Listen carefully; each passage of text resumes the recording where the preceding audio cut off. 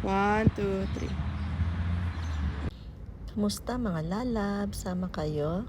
Gusto nyong i-witness kung paano nakakuha ng perfect na video sa cherry blossom ang auntie nyo?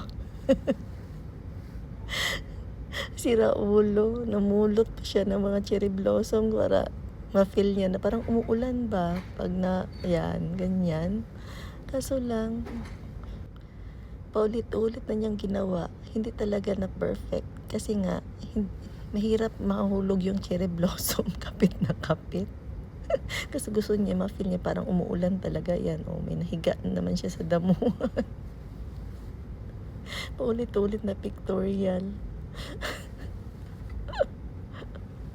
Sobra siyang excited dyan sa cherry blossoms. Kahit sa tabi na may cherry blossom, mas bababa yan. Tapos magpa-picture. Diyan sa skyline, sa lodge, yung pinakamarami talagang cherry blossom ng ganda dito. Ayan. So, nagsawa kami talaga dyan sa pictorial at mga video dito. Kaya dyan kayo lagalag pag napunta kayo ng New Zealand at cherry blossom time. Diyan kayo magpunta. Yan, magandang experience. Bye!